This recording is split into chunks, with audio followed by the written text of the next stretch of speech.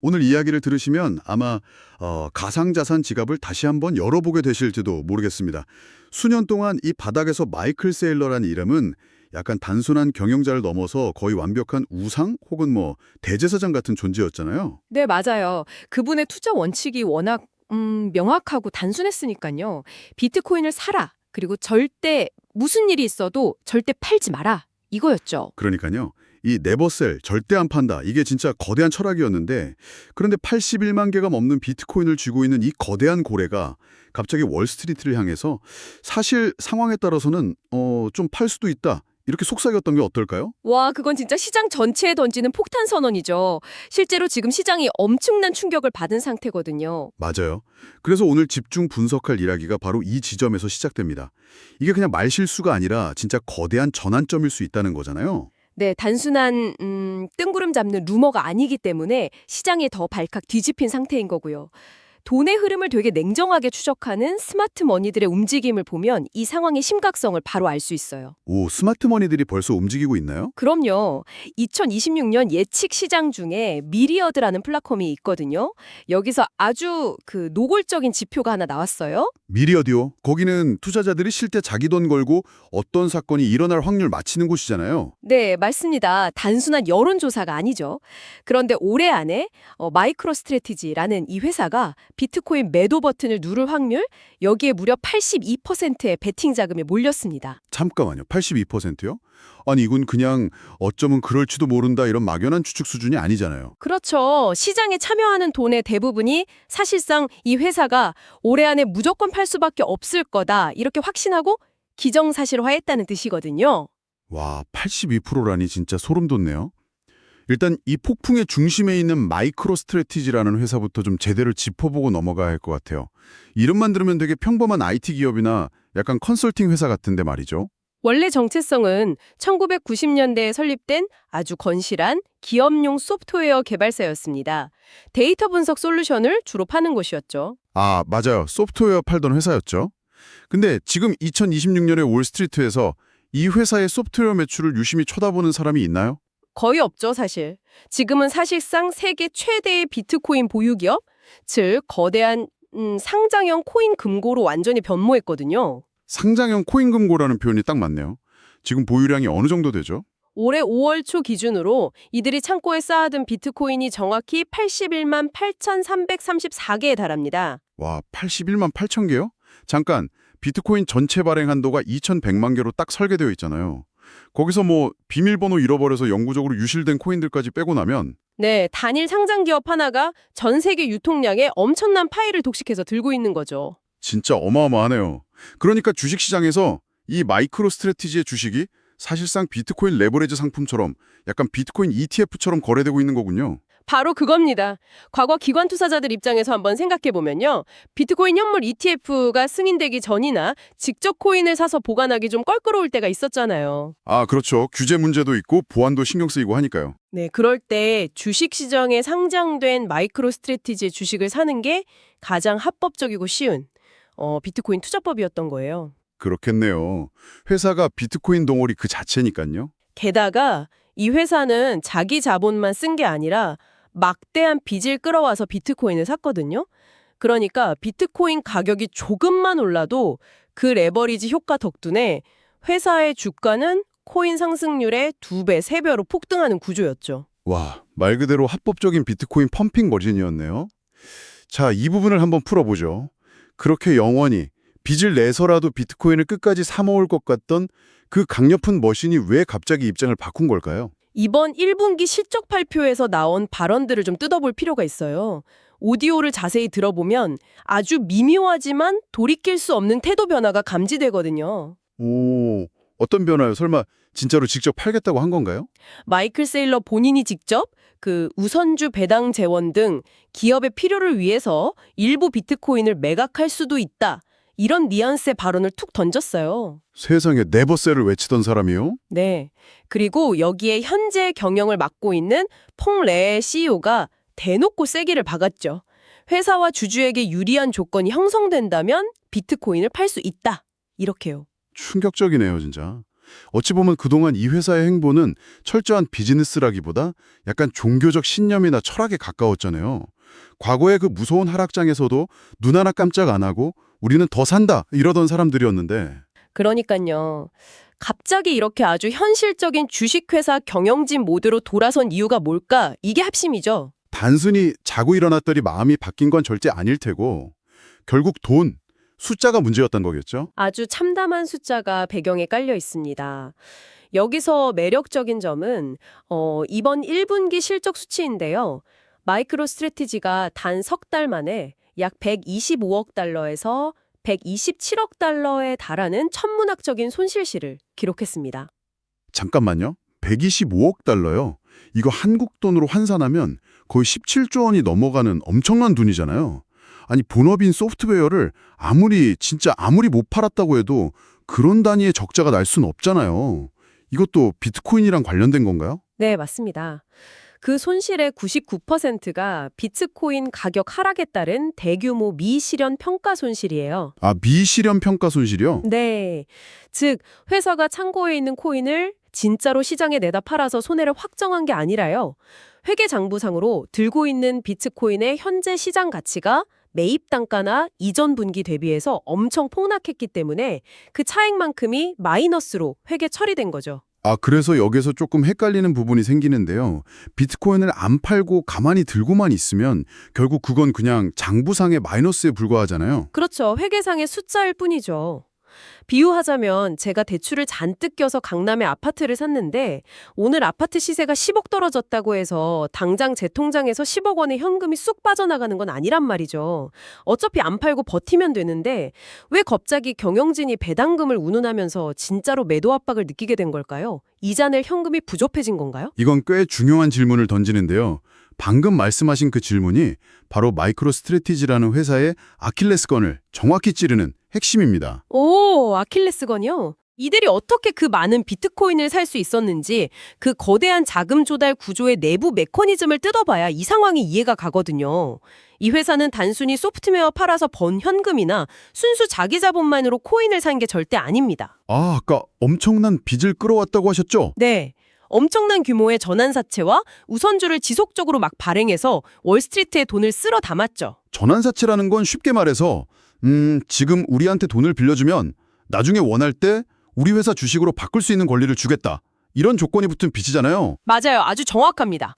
비트코인 가격이 계속 오르면 이 회사 주가도 덩달아 오를 테니까 투자자들은 나중에 비싼 주식으로 바꿔서 큰 차익을 낼 생각으로 아주 싼 이자에도 흔쾌히 뭉칫돈을 빌려줬던 거네요. 야, 그럼 상승장에서는 진짜 완벽한 마법의 지팡이네요. 네, 그 구조가 비트코인 상승장일 때는 아주 완벽한 무한 동력 장치처럼 부드럽게 작동합니다. 코인이 오르면 주가가 폭등하고 주가가 폭등하니까 투자자들이 줄을 서서 싼 이자로 돈을 막 빌려주죠.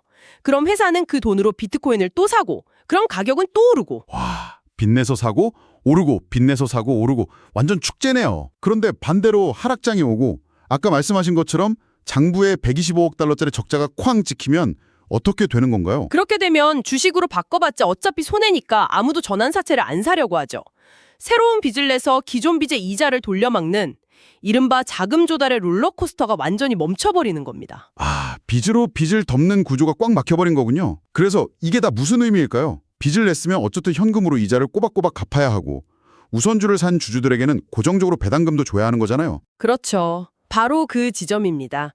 장부상 손실은 장부상 손실일 뿐이지만 채권자들에게 줘야 할 이자랑 우선주 배당금은 실제 현금으로 지급해야 하거든요. 은행이 니네 장부상 손실 났으니까 이자 좀 깎아줄게? 이러진 않잖아요. 절대 안 그러죠. 피도 눈물도 없는데. 그러니까 시장에서 새로운 돈을 더 이상 빌릴 수 없게 되니까 결국 그 이자랑 배당금 줄 현금을 마련할 유일한 창구가 자신들이 그렇게 꽉 쥐고 있던 비트코인의 일부를 시장에 내다 파는 것뿐이라는 완전 막다른 길에 몰리게 된 겁니다. 와, 결국 빚내서 투자하던 자기 발등을 자기가 찍은 셈이네요. 상황이 이렇다 보니 시장의 분위기도 엄청 험악할 수밖에 없겠는데요. 현재 주가 상황이나 시장 반응은 어떤가요? 현재 MSTR 주가가 대략 187달러 선까지 밀려났고요. 비트코인 본체 가격은 81,700달러 선에서 아주 힘겨운 줄다리기를 하고 있습니다. 여기서 지금 제일 신난 건 공매도 세력들이에요. 피냄새를 맡은 상어떼처럼 막 몰려들고 있죠. 공매도 세력들이요? 하락에 베팅하는 사람들 말이죠. 네, 이들은 아주 전형적인 죽음의 소용돌이, 데스 스파이럴 시나리오에 거액의 돈을 걸고 있습니다. 죽음의 소용돌이라면 회사가 이자랑 배당을 주기 위해 비트코인을 강제로 매도한다. 그러면 그 엄청난 매도 물량 때문에 비트코인 시장 가격이 더 떨어진다. 비트코인이 떨어지면 마이크로스트래티지의 주가랑 장부상 가치는 더 박살이 난다. 그래서 또 마진콜이나 이자를 막기 위해 비트코인을 또 눈물을 머금 걸 팔아야 한다. 이런 무서운 악순환의 굴레를 말하는 거군요. 네, 공매도 세력 입장에서는 이론적으로 지금 이보다 더 완벽하고 맛있는 먹잇감은 없는 셈이죠. 현금 흐름표상에 명백한 구조적인 결함이 발생한 상계니까요. 근데 여기서 저는 좀 의문이 들어요. 마이클 세일러라는 사람이 산전수전 다 겪은 월스트리트의 백전노장인데 자기가 만든 구조의 약점을 몰랐을 리도 없고요. 이렇게 공개석상에서 우리 배당금 줘야 해서 비트코인 팔 수도 있어요. 라고 순순히 약점을 인정하는 게 뭔가 좀 이상하지 않나요? 아주 예리하신 시각입니다. 그래서 일각에서는 이번 발언이 단순히 빚에 쫓겨서 항복을 선언한 게 아니라 이걸 더 큰 그림과 연결해보면 고도의 체스 게임일 수 있다고 해석하기도 해요. 고도의 체스 게임이요? 네, 시장의 공포 심리를 선제적으로 통제하려는 아주 숨은 의도를 가진 전략적 발언이라는 거죠. 솔직히 저는 잘 납득이 안 가는데요. 그냥 이자 낼 현금이 점점 말라가니까 자기가 세웠던 대원칙을 어쩔 수 없이 깬 건데 그걸 체스게임이라고 포장하는 건 너무 그 회사 쪽의 우호적인 해석 아닐까요? 약간 핑계 좋게 말 바꾸기 하는 것 같기도 하고요. 말 바꾸기요? 네. 비트코인은 영원한 디지털 금이다. 막 이렇게 외치다가 막상 현금 떨어지니까 사실 우리도 주식회사니까 주주 가치를 위해서 유연하게 대응하는 거다. 이렇게 변명하는 거 아닌가 싶거든요. 물론 그런 비판적인 시각이 지배적인 것도 사실이죠. 명백한 재무적 압박에 몰린 결과라는 거니까요. 하지만 한 걸음만 딱 물러나서 월스트리트 기관들의 심리를 역이용한다고 한번 생각해보죠. 현재 공매도 세력이 공격하는 핵심 논리가 뭔지 아시나요? 현금 떨어져서 망할 거다. 이거 아닌가요? 더 깊게 들어가면 이겁니다. 저 회사는 마이클 세일러라는 개인의 종교적 도그마, 냉신에 갇혀 있다. 회사가 현금 경색으로 파산 직전까지 가도 저 멍청한 경영진은 비트코인을 절대 안 팔 거다. 그러니까 결국 무질서하게 붕괴할 거다. 이거거든요. 시장이 진짜로 두려워하는 건 비트코인 가격 하락 자체가 아니라 저 거대한 회사가 꽉 막힌 이데올로기 때문에 제때 대응을 못하고 파산해버리는 거군요. 그러면 비트코인 81만 개가 청산시장의 통제 불능 상태로 우수수 쏟아져 나오는 사태가 벌어질 테니까요. 그렇습니다. 바로 그 불신과 통제의 불능에 대한 공포가 MSTR 주가를 더 밑으로 끌어내리는 원동력이죠. 그래서 경영진이 아예 선제적으로 나섰다고 보는 겁니다. 착각하지 마라. 우리는 꽉 막힌 광신도 집단이 아니다. 우리는 언제든 철저한 재무적 계산 하에 코인을 유연하게 현금화해서 배당도 주고 신용도 지필 수 있는 아주 정상적이고 이성적인 기업이다. 이렇게 선언해버린 겁니다. 와, 완전 역발상 전략이네요. 마치 옛날에 은행 뱅크런 사태가 막 벌어지려고 할 때 은행장이 보란듯이 금고문을 활짝 열어 젖히고 자 보십시오. 우리 현금 이렇게 산더미처럼 많습니다. 원하시면 언제든 이자 쳐서 다 돌려드립니다. 이렇게 보여주는 거랑 비슷하군요. 네, 완벽한 비유네요. 오히려 언제든 코인을 팔아서 재무 건전성을 유지할 수 있다는 유연성을 증명해버리면 저 회사는 돈줄이 막혀서 꼼짝 못하고 망할 거다라는 시장의 공포 프레임 자체가 무너져 내릴 테니까요. 그러네요. 진짜 매도 버튼을 누르든 안 누르든 간에 우리는 비트코인을 수단으로서 유연하게 통제하고 있다는 메시지를 던져서 극단적인 파산 공포를 차단하려는 고육지책이자 아주 치밀한 심리전일 수 있다는 거군요. 정확합니다. 바로 그 신뢰 확보 전략이라는 거죠. 확실히 듣고 보니까 그럴싸하네요. 근데 여기서부터가 진짜 흥미로운 부분인데요. 이게 단순히 마이크로 스트래테지라는 단일 기업 하나가 위기를 탈출하냐 마냐 이 문제로 끝날 게 아니라는 게 진짜 소름 돋는 지점입니다. 맞습니다. 다른 수많은 기업들도 지금 이 상황을 완전 숨죽이고 예의주시하고 있을 텐데 가상자산 시장 전체로 시야를 넓혀보면 이게 어떤 연쇄작용을 일으키게 될까요? 이번 사태가 가상자산 역사에 남을 아주 중요한 진짜 이유가 바로 거기에 있습니다. 이게 단순한 한 회사의 실적 부진 뉴스가 아니거든요. 비트코인이라는 자산 자체를 대하는 기업형 전략의 거대한 분기점이기 때문입니다. 기업형 전략의 분기점이요? 네, 그동안 이 바닥을 지배했다는 가장 강력한 철학, 즉 달러 시스템의 붕괴를 대비한 절대 반지처럼 비트코인을 끝까지 무조건 쥐고 가는 그 홀딩의 시대가 사실상 종료되었음을 알리는 신호칸이라는 거죠. 그동안 마이크로 스트래티지가 앞장서서 그 무조건 보유라는 종교를 전파하는 약간 대제사장 역할을 해왔는데 그 대제사장이 앞장서서 실용주의로 노선을 싹 바꿔버린 거니까요. 맞아요. 이제 비트코인은 종교적 상징물이나 어떤 혁명적 이데올로기의 영역을 완전히 벗어나는 겁니다. 다른 전통적인 채권이나 주식, 부동산처럼 철저한 이익 계산과 현금 흐름표에 따라서 언제든 사고 파는 일반 기업의 재무 전략 자산으로 편입되는 그런 성숙의 과정을 겪는 거죠. 아, 성숙의 과정이요? 네, 그리고 여기서 아까 말씀드린 무서운 도미노 현상이 발생할 수 있습니다. 도미노 현상이라면 그 다른 비트코인 보유 상장사들을 말하는 건가요? 네, 그동안 수많은 상장사나 기관 투자자들이 마이크로 스트래티지를 롤모델 삼아서 우리도 저렇게 해보자 하고 비트코인을 막 모아뒀거든요. 테슬마나 뭐 다른 기업들도 꽤 들고 있잖아요. 그쵸. 그런데 대장격인 회사가 갑자기 우리 현금 흐름 꼬이면 팔 수도 있다고 기조를 확 바꿔버렸으니 다른 기업들의 이사회나 주주들도 당연히 경영진을 가만 안 두겠죠. 엄청 압박할 겁니다. 아, 주주들이 나서겠네요. 세일러도 파는데 니네는 왜 안 팔고 버티냐. 당장 코인 좀 팔아서 잉여 현금 만들고 우리 배당도 주고 리스크 관리 똑바로 해라.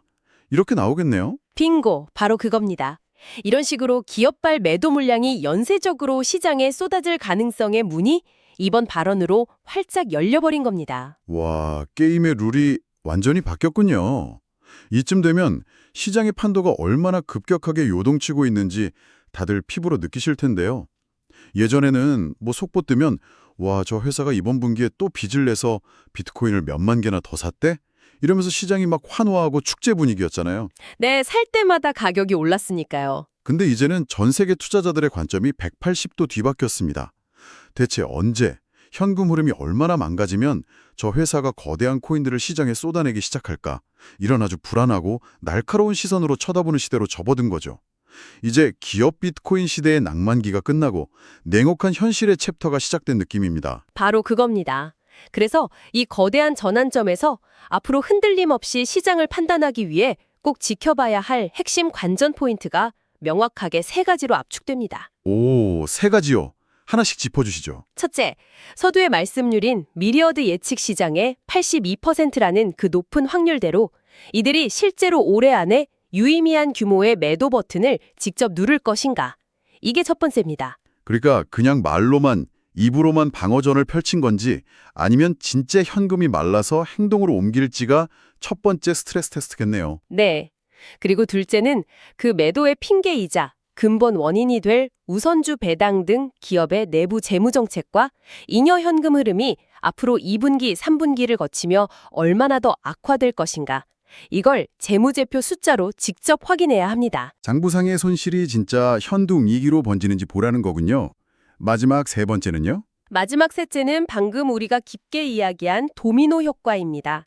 만약 비트코인 가격이 지금의 81,000달러 선에서 지지받지 못하고 한 단계 더 훅 떨어지는 충격이 왔을 때 다른 비트코인 보유 상장사들까지 공포에 들려서 연쇄적인 매도에 동참하게 될 것인가? 야, 이건 진짜 팝콘 각이면서도 엄청 무서운 관전 포인트네요. 네, 이 세 가지가 향후 전체 시장의 향방을 가를 아주 강력한 나침반이 될 겁니다. 듣고 보니 가상자산 시장 전체의 체력과 인내심을 테스트하는 진정한 의미의 스트레스 테스트가 되겠네요. 오늘 대화를 이렇게 마무리하면서 문득 이런 좀 역설적이고 도발적인 생각도 듭니다. 어떤 생각이죠? 그동안 가상자산 시장을 지배했던 우리는 폭락해도 절대 팔지 않는다. 끝까지 간다는 그 영웅적인 신화가 깨지는 이 순간이요. 어쩌면 이게 뼈아픈 위기나 굴욕이 아니라 장기적으로 보면 비트코인에게 가장 큰 호재일지도 모른다는 생각 말이죠. 오, 오히려 호재라고 보시는 이유가 되게 흥미로운데요? 그게 특정 개인의 고집이나 맹목적인 이데올로기에만 의존하는 자산은 결국 한계를 맞이할 수밖에 없잖아요. 그런데 기업이 이자 갚고 배당 주느라 필요할 때 아주 쿨하게 계산기 딱 두드려서 시장에 내다 파는 모습이야말로 비트코인이 아주 정상적이고 성숙한 주류 금융자산으로 인정받는 진정한 통과 의례가 아닐까 싶어서요. 아, 맹신을 넘어서 이성의 영역으로 들어왔다는 뜻이군요. 네, 맞아요. 가격 변동성에 무조건 이악 물고 버티기로 일관하다가 똑 부러지는 것보다 상황에 맞게 굽히고 유연하게 포트폴리오를 조정할 줄 아는 것이야말로 피도 눈물도 없는 자본주의 금융시장에서 영원히 살아남는 유일한 생존 비결이니까요. 와, 광신도의 시대가 저물고 마침내 철저한 계산기의 시대가 도래했다는 아주 날카로운 통찰이네요. 이 차가운 계산의 시대가 가상자산 시장에 어떤 새로운 질서를 만들어낼지, 그리고 투자자 스스로가 이 거대한 변화를 어떻게 자신의 포트폴리오에 지혜롭게 적용할지 깊이 고민해봐야 할 시점인 것 같습니다. 마지막에 시청해주셔서 감사합니다.